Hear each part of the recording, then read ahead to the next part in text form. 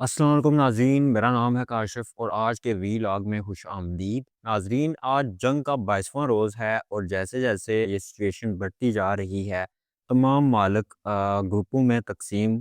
ہونا شروع ہو گئے ہیں۔ جیسا کہ ہم نے شروع میں دیکھا ہے، جب ٹرمپ نے ایران پر حملہ کیا تو اس وقت اسرائیل کے علاوہ اس کے ساتھ کوئی بھی ملک شامل نہیں تھا، اور اس نے نہ ہی کسی ملک کے ساتھ جو ہے وہ مشورہ کیا، نہ ہی نیٹو کے ساتھ اس پورے معاملے پر جو ہے وہ کوئی بریفنگ نہ اسے لی گئی اور نہ ان کو دی گئی، اور باقی جو اس کے دوست ممالک تھے ان سے بھی جو ہے وہ ڈسکشن نہیں کی گئی، اور اس کے بعد ٹرمپ نے اور اسرائیل نے مل کر ایران پر حملہ کر لیا۔ اب جو تازہ ترین صورتحال ہے اس میں ایسا لگ رہا ہے کہ گروپس جو ہیں وہ بننا شروع ہو گئے ہیں اور دنیا جو ہے وہ تقسیم ہونا شروع ہو گئی ہے۔ پہلے ہمیں نظر آ رہا تھا کہ کوئی بھی یورپین کنٹری جو ہے وہ اس وقت امریکہ کے ساتھ نہیں کھڑی، لیکن کچھ دن پہلے ہم نے آپ کے ساتھ ایک خبر شیئر کی تھی جس میں ٹرمپ نے مدد کی اپیل کی تھی، اور نیٹو کا جو الائنس ہے اس نے کہا تھا کہ جو ہے وہ وار شپس بھیج کر جو ہے وہ آبنائے ہرمز کو ایران کے قبضے سے چھڑوایا جائے اور اس میں ہماری مدد کی جائے، جس میں first of all Europe countries نے جو ہے وہ انکار ہی کیا، اور جو صدر میکرون ہے اس نے واضح لفظوں میں جو ہے وہ یہ جواب دیا ٹرمپ کو کہ ہم کسی بھی طرح کی مدد کے لیے فی الحال تیار نہیں ہیں۔ تو اب اس چیز پر جو لیٹسٹ ڈیولپمنٹ ہے وہ میں آپ کے سامنے رکھ دیتا ہوں، اور ایسا لگتا ہے کہ جس طرح ہم پہلے بھی ڈسکس کر چکے ہیں کہ سعودی عرب اور یو اے ای اور یہ جو بھی خلیجی ممالک ہیں ان کا جدھر بنتا تھا رخ وہ اس طرف جو ہے وہ واضح اپنی حکمت عملی بنانا شروع ہو گئے ہیں، اور پچھلے دو تین دن کی جو بھی ڈیولپمنٹس ہیں ان سے یہ صاف ظاہر ہو رہا ہے کہ جس طرح ہم نے پہلے بھی آپ کے ساتھ شیئر کیا کہ خلیجی ممالک کا انٹرسٹ جو ہے وہ ایران میں نہیں ہے، تو واضح سی بات ہے کہ وہ ایران کے خلاف ہی کھڑے ہوں گے، اور اس میں پاکستان کا کیا کردار ہوگا اس پر بھی اگر وقت بچا تو ہم ضرور بات کریں گے۔ لیکن سب سے پہلے جو چیز میں آپ کے ساتھ شیئر کرنا چاہتا ہوں، جو تازہ ترین خبر ہے وہ یہ ہے کہ آسٹریلیا اور یونائٹڈ عرب ایمریٹس یو اے ای بھی ان ممالک میں شامل ہو گئے ہیں جنہوں نے مشترکہ بیان پر دستخط کیے ہیں، جس میں 22 ممالک نے کہا ہے کہ وہ اپنائے ہرمز کی سیکیورٹی میں مدد کے لیے تیار ہے۔ پینٹاگون مشرق وسطیٰ میں 3 جنگی جہاز اور ہزاروں اضافی میرینز بھیج رہا ہے، اور ایک ہفتے کے اندر یہ دوسری بار ہے کہ امریکی میرینز کو اس خطے میں تعینات کیا جا رہا ہے۔ اس کے علاوہ پینٹاگون نے کانگریس سے تقریباً 200 ارب ڈالرز کا بجٹ جو ہے وہ منظور کرنے کی اپیل کی ہے۔ اگر اس کو ایران کے ساتھ یہ جنگ جاری رکھنی ہے تو اس کے لیے اسے اتنا فنڈ جو ہے وہ چاہیے ہوگا۔ تو اب سچویشن جو ہے وہ یوں لگتا ہے جیسے ایران کے ہاتھ سے اور امریکہ کے ہاتھ سے جو ہے وہ نکلنا شروع ہو گئی ہے، اور اب یہ جنگ جو ہے وہ کسی کے ہاتھ میں بھی نہیں رہی، کیونکہ تمام طرح کی دھمکیوں کے باوجود ایران جو ہے وہ پیچھے ہٹنے کو تیار نہیں ہے، اور اس وقت ابنائے ہرمز کو جو سکیور بنانے کی کوششوں میں یو اے ای کا شامل ہونا ایک طرح سے جو ہے وہ امریکہ کے ساتھ شامل ہونے کا جو ہے وہ سگنل ہے، اور یہ ہم پہلے بھی آپ کو بتا چکے ہیں کہ ان کا کوئی بھی انٹرسٹ جو ہے وہ نہیں ہے۔ دوسری جو بڑی ڈیولپمنٹ اس وقت سامنے آئی ہے اس کے مطابق سعودی عرب نے ایران کے ملٹری اٹیچی سمیت کافی لوگوں کو جو ہے وہ ایکسپیل کرنے کا نوٹس جاری کر دیا ہے، اور انہوں نے ایرانین ایمبیسی کا جو عملہ ہے اس کو سعودی عرب سے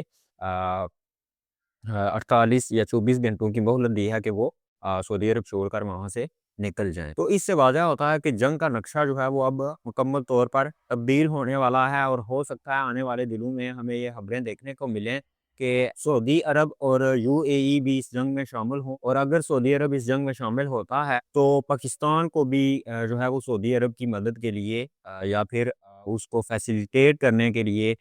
جو ہے وہ اس جنگ میں شامل ہونا پڑے گا، کیونکہ سعودی عرب اور پاکستان کا ایک معاہدہ ہو چکا ہے جو کہ حال ہی میں ہوا ہے، جس کے تحت اگر سعودیہ کو کسی قسم کا کوئی خطرہ لاحق ہوتا ہے تو پاکستان اس کے لیے اس کی مدد کو جائے گا، اور اگر پاکستان کو کسی قسم کا خطرہ لاحق ہوتا ہے تو سعودیہ کو اس کی مدد کرنی ہوگی۔ تو یہ صورتحال جو ہے وہ واضح کرتی ہے کہ جس طرح ہم پہلے بھی ڈسکس کر چکے ہیں کہ ایٹ دا اینڈ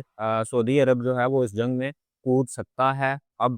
دیکھنا یہ ہے کہ سعودی عرب کا جو نیکسٹ موو ہے وہ کیا ہو سکتا ہے۔ اس کے بعد ہم جو تازہ ترین صورتحال ہے اب تک کی جنگ کی، کیونکہ ابھی کچھ ٹائم میں جو ہے وہ بہت ساری چیزیں ہوئی ہیں، تو ہم ان کو جو ہے وہ سب چیزوں کو ڈسکس کریں گے، اور جو خاص چیز میں آپ کے سامنے رکھوں گا اس ویڈیو کی اینڈ پر، وہ کانگریس میں تلسی گبارڈ کی جو پیشی تھی ایک طرح سے، جس میں کانگریس نے کافی سخت سوالات پوچھے، اور تلسی گبارڈ جو ہیں وہ بالکل ان سوالوں کا جواب دینے میں ناکام ہوئی۔ تو سب سے پہلے جو تازہ ترین صورتحال ہے اس پر نظر ڈال لیتے ہیں، اور میں آپ کے ساتھ وہ پوری جو ہیئرنگ ہے اس کی جو تمام اہم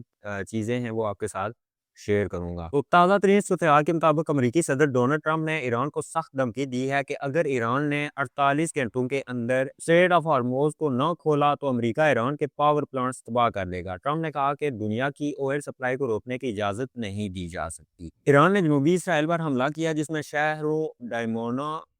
اور آرد میں درجنوں لوگ زخمی ہوئے۔ اسرائیلی وزیر اعظم بنجامن نیتن یاہو نے کہا یہ جنگ کی ایک مشکل شام تھی۔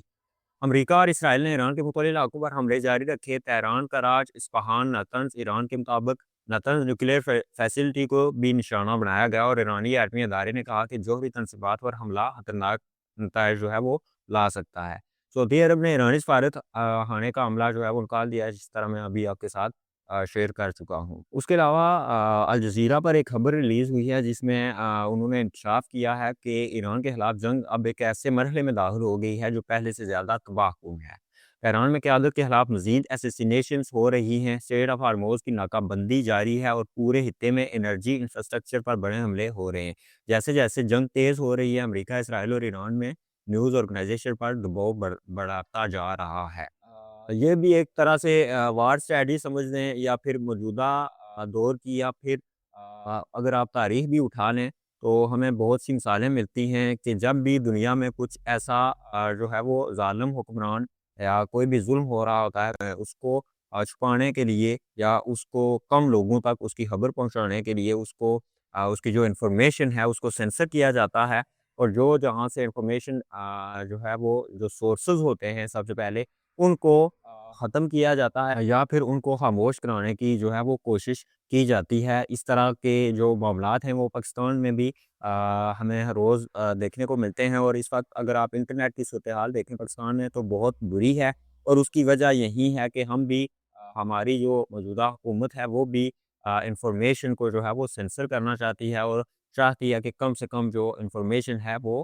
لوگوں تک پہنچے۔ ماہر سیاست پولو وان سپیج جو گلوبل پالیسی انسٹی ٹیوٹ کے صدر ہیں، انہوں نے کہا ہے کہ امریکی صدر ڈونلڈ ٹرمپ اپنا فیصلہ بہت جلد بدل دیتے ہیں، اس لیے اندازہ لگانا مشکل ہے کہ ایران کی جنگ میں اگلا قدم کیا ہوگا۔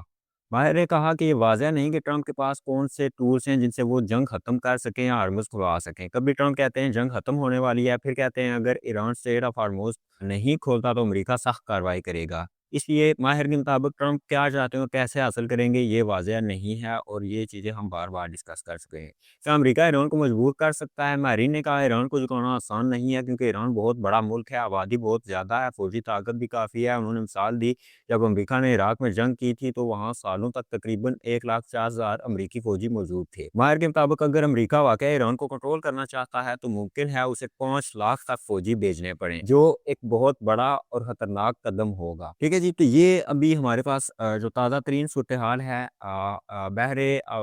ابنائے ہرمز کی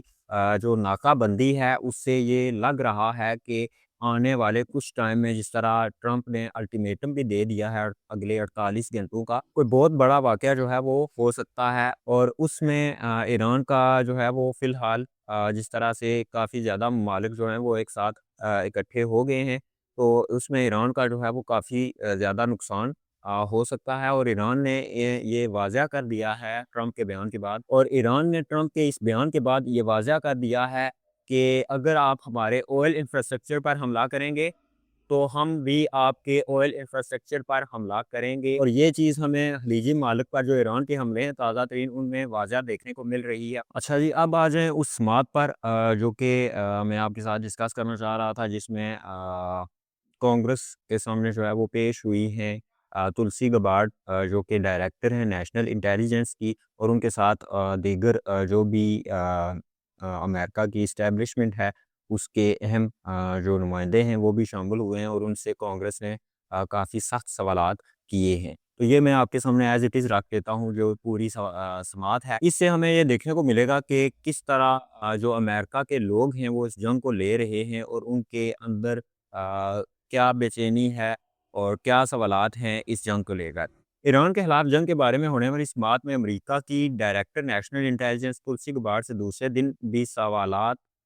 کیے گئے۔ سوال یہ تھا کہ کیا ایران ایٹمی ہتھیار بنانے کے قریب تھا، اور کیا تہران امریکہ کے لیے فوری خطرہ تھا۔ اس سے پہلے کہ صدر ڈونلڈ ٹرمپ نے مشرق وسطیٰ کی جاری جنگ اس سے پہلے کہ صدر ڈونلڈ ٹرمپ نے مشرق وسطیٰ کی جاری جنگ شروع کی، تو یہ وہ جواز تھے جو ٹرمپ نے پیش کیے تھے، جو ہم نے آپ کے سامنے رکھے تھے جب یہ جنگ شروع ہوئی۔ تو اس بات میں گبرڈ کے ساتھ CIA کے director John Ratcliffe, FBI کے director Kash Patel, national security agency کے قائم مقام director William J Hartman, lieutenant general national security agency کے قائم مقام director lieutenant general William J Hartman, اور ڈیفنس انٹیلیجنس کے director lieutenant general James H Adams بھی موجود تھے۔ تو یہ امریکہ ہے جہاں پر جو جنرلز ہیں ان سے بھی جو ہے وہ سوالات ہو رہے ہیں، حالانکہ یہ جو لوکل ڈیموکریسیز ہیں جیسے کہ ہمارا ملک ہو گیا پاکستان، یہاں پر اگر آپ اس طرح کے سوال اٹھائیں گے تو آپ کو ہی اٹھا لیا جائے گا۔ یہ سماعت جو ہے house permanent select committee on intelligence میں وائلڈ تھریٹس کے موضوع پر ہوئی۔ اس ٹیم نے ایک دن پہلے سینٹ انٹیلیجنس کمیٹی کے سامنے بھی پیشی دی تھی۔ سماعت میں ڈونلڈ گبرڈ نے پہلی بار اپنے سابق معاون جو کینٹ سے اختلاف کیا، جس نے ایران کی جنگ کے خلاف احتجاج کرتے ہوئے استعفیٰ دیا تھا، لیکن خود اپنے موقف کے بارے میں واضح بات نہیں کی۔ اور جب ان سے پوچھا گیا کہ صدر ٹرمپ کو ایران کے خطرے کے بارے میں کیا بتایا گیا تھا اور ایران امریکی اور اسرائیلی حملوں کا کیسے جواب دے سکتا تھا، تو انہوں نے واضح جواب نہیں دیا۔ سماعت کے اہم نکات یہ تھے: گبرڈ نے کینٹ سے اختلاف کیا، جس نے اپنے استعفیٰ میں لکھا تھا کہ ایران امریکہ کے لیے فوری خطرہ نہیں تھا اور جنگ اسرائیل کے دباؤ میں شروع کی گئی۔ گبرڈ نے کہا کہ صدر کو انٹیلیجنس کی معلومات دی جاتی ہیں اور فیصلہ صدر خود کرتے ہیں۔ سماعت میں یہ بھی کہا گیا کہ امریکہ اور اسرائیل کے ایران کے خلاف جنگ میں مقاصد مختلف ہیں۔ گبرڈ نے بتایا کہ امریکہ کا مقصد ایران کے میزائل، بحری طاقت اور فوجی صلاحیت کو ختم کرنا ہے، جبکہ اسرائیل ایرانی قیادت کو کمزور کرنا چاہتا ہے۔ گبرڈ نے اپنے پچھلے بیان سے پیچھے ہٹنے سے انکار کیا، جس میں انہوں نے کہا تھا کہ ایران ایٹمی ہتھیار نہیں بنا رہا۔ سماعت میں بتایا گیا کہ امریکی انٹیلیجنس کے مطابق ایران کے پاس اتنا افزودہ یورینیم موجود ہے جو کہیں ایٹمی ہتھیار بنانے کے لیے کافی ہو سکتا ہے۔ یہ بھی کہا گیا کہ ایران کی نئی قیادت زیادہ سخت موقف رکھتی ہے اور ان کے تعلقات پاسداران انقلاب سے مضبوط ہیں۔ CIA کے ڈائریکٹر نے کہا کہ اگر ایران اور اسرائیل کی جنگ ہوتی تو امکان تھا کہ ایران امریکہ پر بھی حملہ کرتا، اسی وجہ سے امریکہ نے کارروائی کی۔ سماعت میں یہ بھی کہا گیا کہ ایران کے خلاف حملوں کے بعد اس کے ایٹمی مراکز کو نقصان پہنچا ہے، لیکن اس کے ارادے ختم نہیں ہوئے۔ تو یہ تازہ ترین صورتحال ہے جس میں ٹرمپ کی طرف سے واضح اعلان کر دیا گیا ہے کہ اگر ابنائے ہرمز کو اگلے 48 گھنٹوں کے اندر نہیں کھولا جاتا تو ایران کو اس کے جو ہے وہ نتائج بھگتنا پڑیں گے، اور ان کے انرجی انفراسٹرکچر کو مکمل طور پر تباہ کیا جا سکتا ہے۔ تو ایران نے ابھی بھی اس دھمکی کے جواب میں جو ہے وہ سخت موقف اپنایا ہے، اور جس طرح سے امریکہ میں بھی اس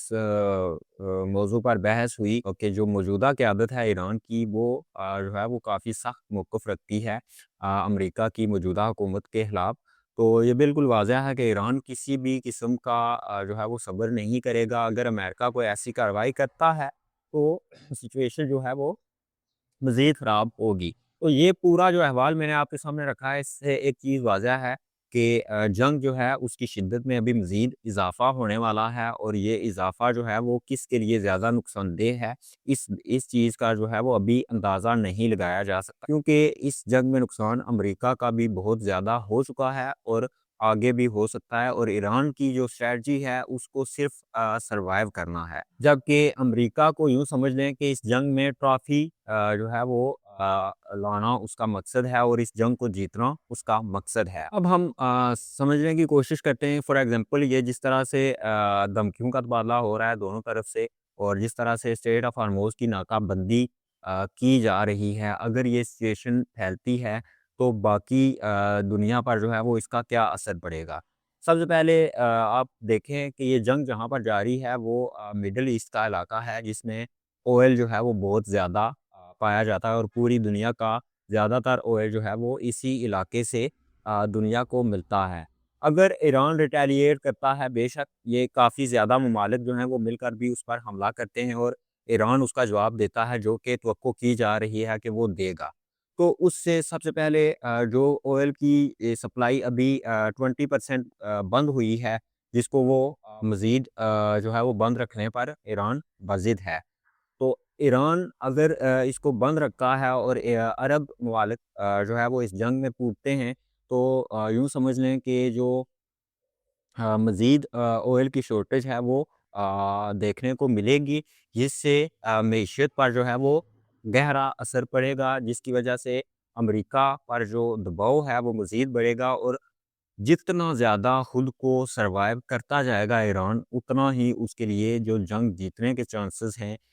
اور جیتنے سے مراد یہ نہیں ہے کہ امریکہ کے اندر گھس کر ایران جو ہے وہ اس کو فتح کر لے، بلکہ اس کی اس جنگ میں جیت یہی ہوگی کہ امریکہ جو ہے وہ تھک ہار کر پیچھے ہٹ جائے، اور اسرائیل کے جو مقاصد ہیں وہ ان کو اچیو نہ کر سکے، اور ایران جو ہے وہ ایک سوورن اسٹیٹ کے طور پر جو اپنا کام ہے وہ جاری رکھے۔ تو اگر یہ سچویشن اس طرح سے بنتی ہے، تو دونوں طرف کے جو ممالک ہیں ان پر جو پریشر ہے وہ ایک طرح سے برابر ہوگا، کیونکہ اس وقت امریکہ کا جو گول ہے وہ ایران کا ایک تو اس کی ایٹمی اسرائیل کو ختم کرنا، اور اس کی جو فوجی جو ملٹری کیپیبلٹی ہے اس کو ختم کرنا ہے، لیکن ابھی جو تازہ ترین ڈیولپمنٹس ہیں ان سے یہ ظاہر ہوتا ہے کہ اس کا ایک گول یہ بھی ہے کہ وہ اسٹریٹ آف ہارموز کو جو ہے وہ اس کی جو ایران نے اس کی بندش کر رکھی ہے اس سے بھی